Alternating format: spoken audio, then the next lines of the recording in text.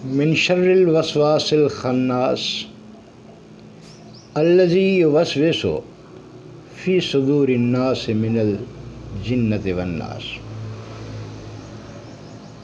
انسانی زندگی میں خناس کا بہت اہم کردار ہے۔ یہ جنوں میں سے بھی ہے اور انسانوں میں بھی موجود ہیں۔ ناظرین کرام، کہتے ہیں انسان پر شیطان 6 اطراف سے حملہ آور ہوتا ہے، دائیں بائیں، اوپر نیچے، آگے پیچھے۔ میں کہوں گا کہ یہ 7 اطراف سے حملہ آور ہوتا ہے، یعنی آپ کے اندر سے بھی خناس کی صورت میں آپ کو بہکاتا ہے، بھٹکاتا ہے۔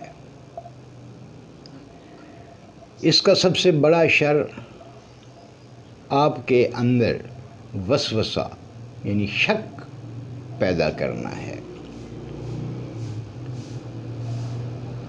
کہتے ہیں کہ اس کا مقام ناف سے اوپر اور دل سے نیچے درمیان میں، ان دونوں لطائف کے درمیان میں کہیں ہے، جہاں سے یہ انسان پر حملہ آور ہوتا ہے، اس کے اندر وسوسے پیدا کرتا ہے۔ اس کا سب سے پہلا وسوسہ جو ہے وہ رب کے بارے میں ہوتا ہے۔ رب پالنے والا، تربیت کرنے والا۔ ناظرین کرام، اگر ہم صفت ربوبیت کو سمجھنے کی کوشش کریں تو حیرت در حیرت، حیرانگی کا ایک عجیب سا جہان جو ہے، مکمل عالم جو ہے وہ کھلتا ہے۔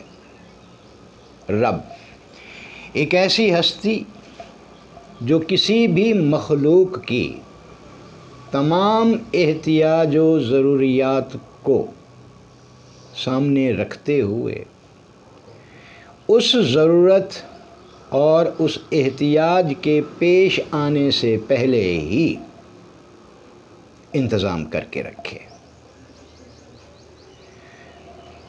اور کسی بھی مخلوق کی تربیت کرتے ہوئے اسے درجہ کمال تک پہنچا دے۔ مثال کے طور پر، آپ کے اس دنیا میں آنے سے پہلے ہی اس نے آپ کے لیے کیسے کیسے انتظامات کر رکھے ہیں۔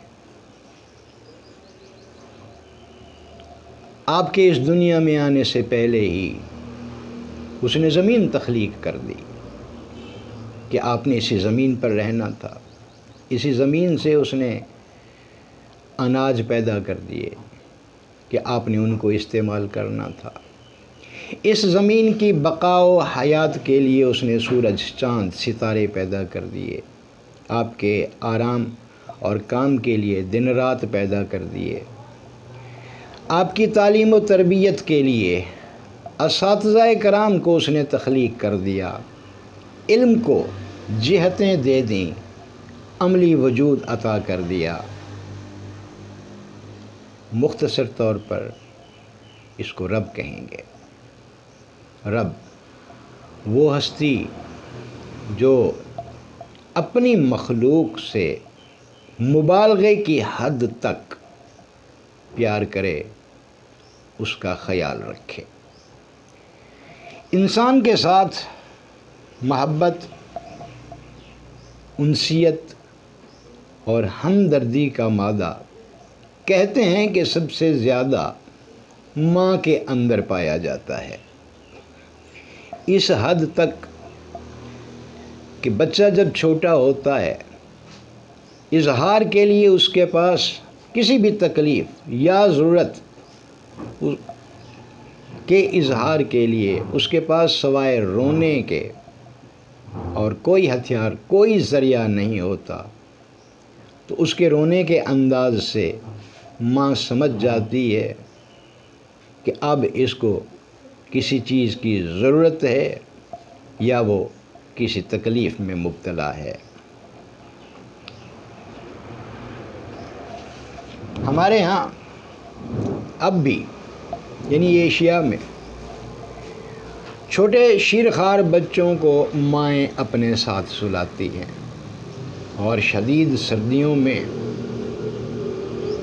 جب ماحول برف بنا ہوا ہوتا ہے، معصوم بچہ اگر بستر گیلا کر دے تو ماں خود گیلی جگہ سوتی ہے، اپنے بچے کو خشک جگہ لٹاتی ہے۔ اس سے بڑھ کر ماں کے پیار کا ثبوت اور کوئی نہیں ہو سکتا۔ لیکن رب جب اپنا تعارف کراتا ہے تو پھر بتاتا ہے کہ میں کسی بھی انسان سے اتنا پیار کرتا ہوں کہ اگر اس انسان کی اس سے پیار کرنے والی 70 مائیں ہوں تو میں ان سے بھی بڑھ کر اس کے ساتھ پیار کرتا ہوں۔ کہتے ہیں